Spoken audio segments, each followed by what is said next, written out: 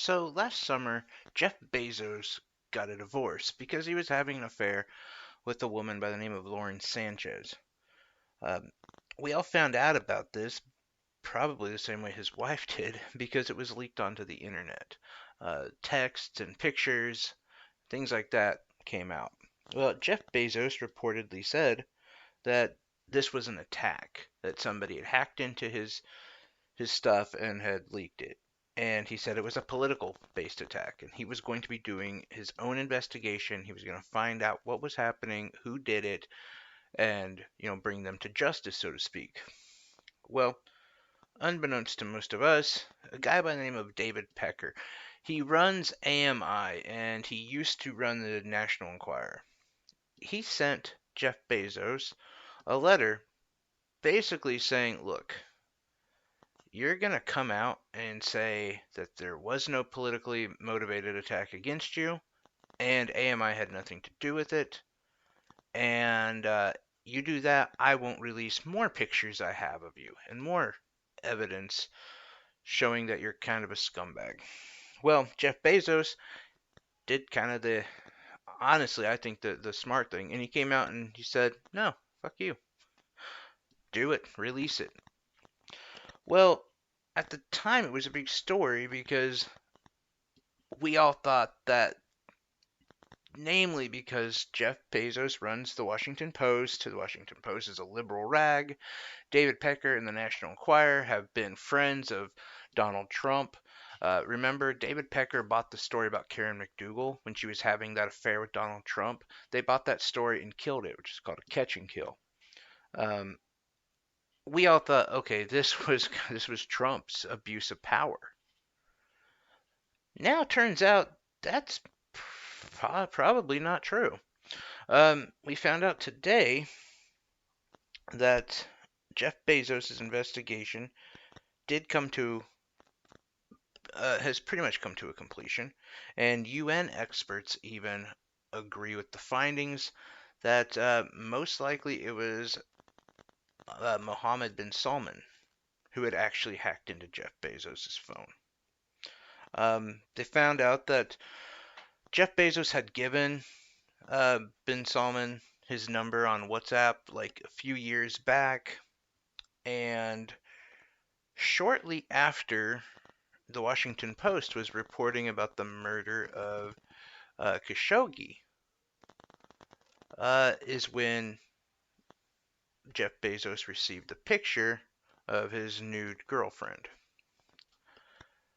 So this goes deeper than what we thought, as this has to do nothing with Jeff Bezos' liberal politics and all about Jamal Khashoggi and the Washington Post reporting what bin Salman did. Uh, the part where this kind of gets worse is the fact that David Pecker did have these pictures. He is friends with bin Salman.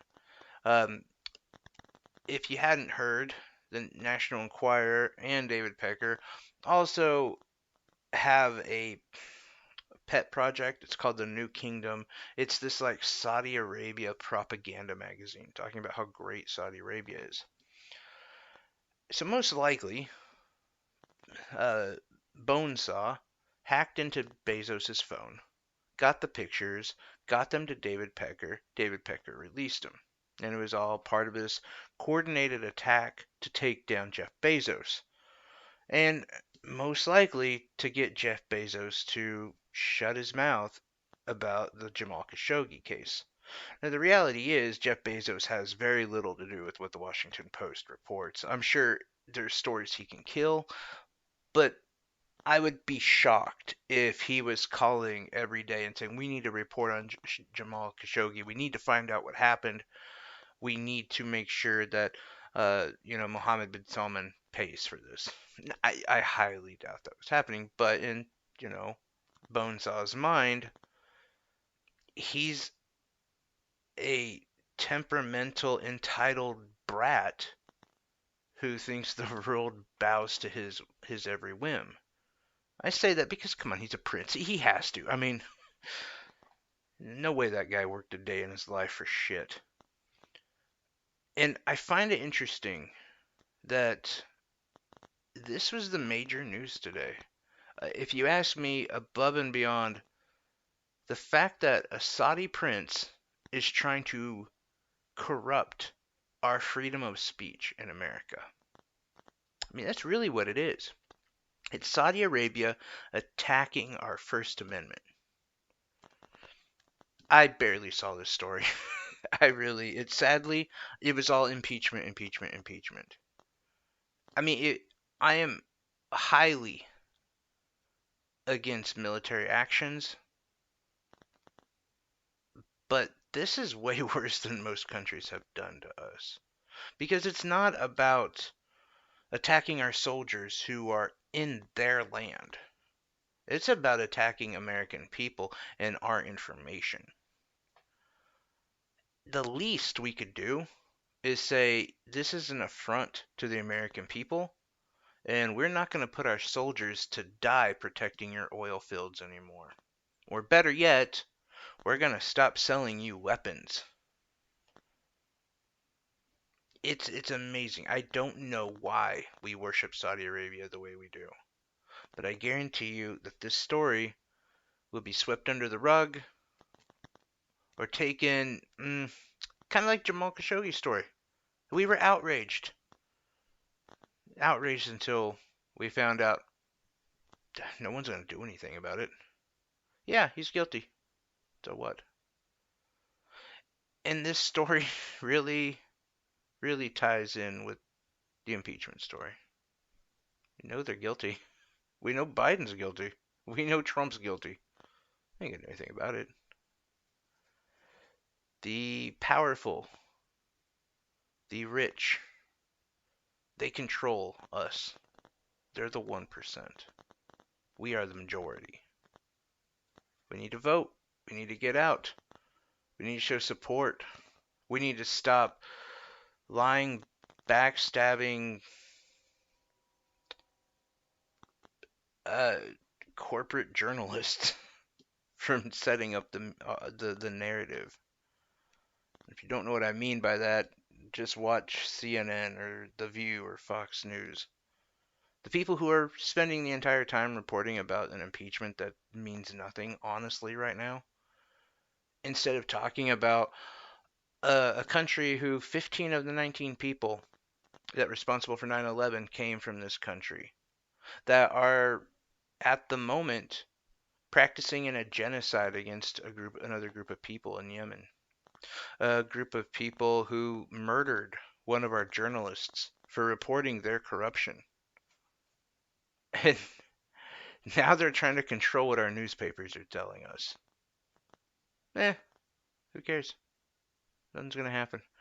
We can't let that stand anymore. We just can't.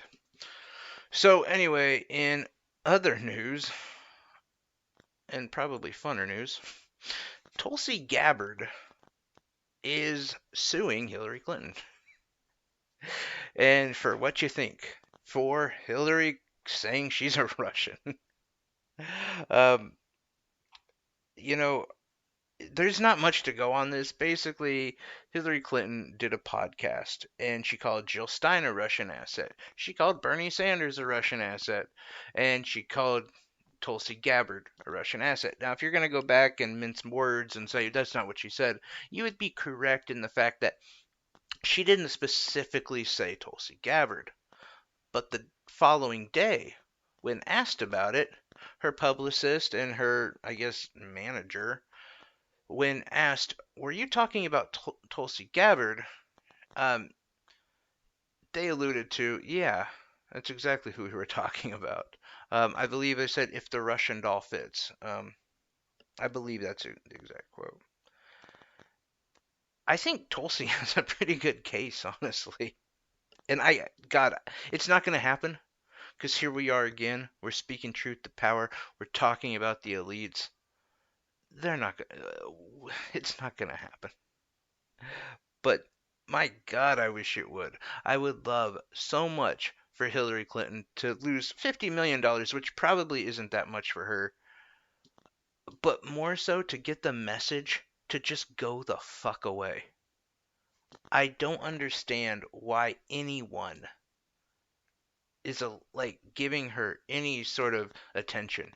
She's irrelevant.